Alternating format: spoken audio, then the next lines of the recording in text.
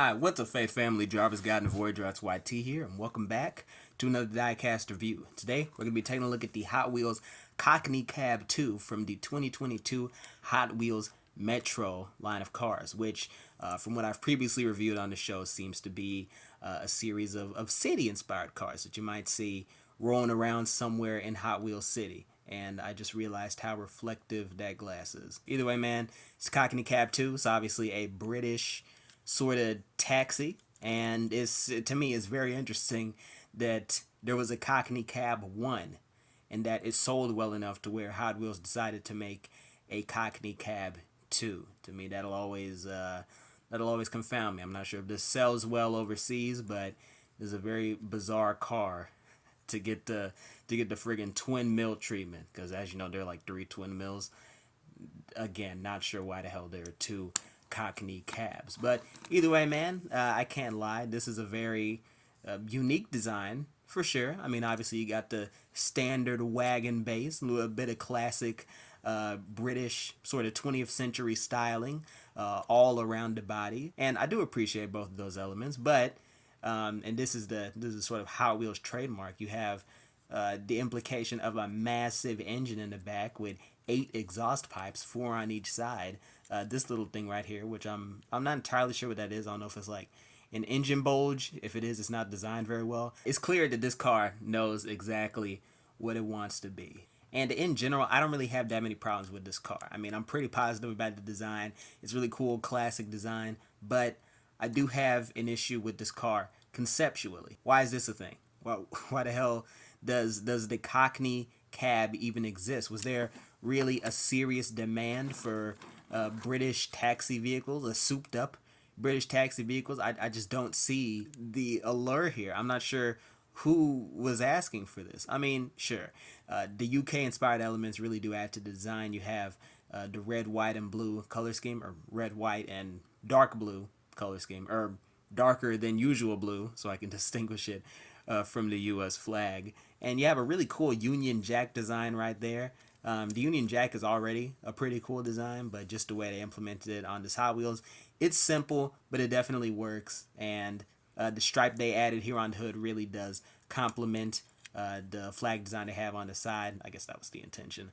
And in my opinion, they did some great work with the silver metallic parts of the vehicle. Obviously, you got a metal grille, metal bumper, metal back bumper. Nothing painted in terms of headlights or backlights, which to me is fine because they did a decent job, again, integrating the metal with the rest of the vehicle and, you know, giving a little bit more color variety than you would typically expect from Hot Wheels. But still, man, in spite of the great design, it's just, why is this a thing? You know, my concern is this: because we got the Cockney cab, was there another design that Mattel considered that they just didn't end up making because they opted to go for another rendition of this ever so popular, seemingly, Cockney cab series of cars? That's just speculation on my behalf. I'm not sure if there was a better, necessarily, sort of car that was pushed to the side in favor of the Cockney cab, but I'm just saying it's something to consider. You know, like,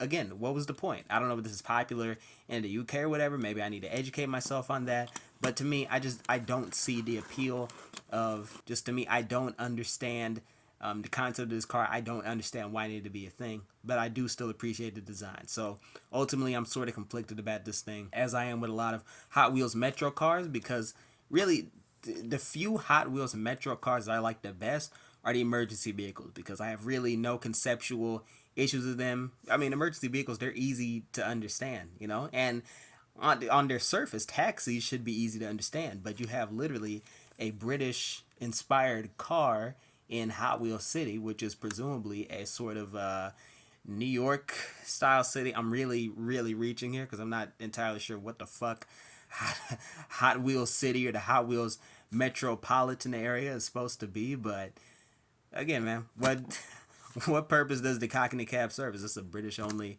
taxi line? I don't know. Maybe I'm just tripping.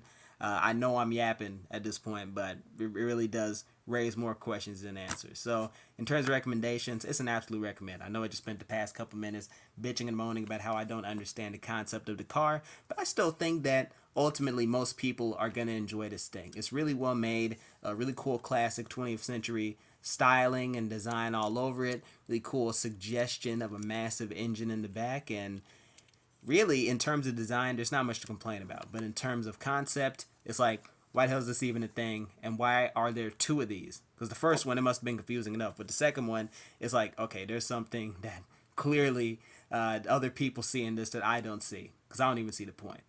Either way, man, I think I'll wrap up my review of the Hot Wheels Cockney Cab 2 from the 2022 Hot Wheels Metro line of cars. Overall, a solid vehicle. I just don't get it. That said, I've been your host, Jarvis Godden. Thank you all for watching.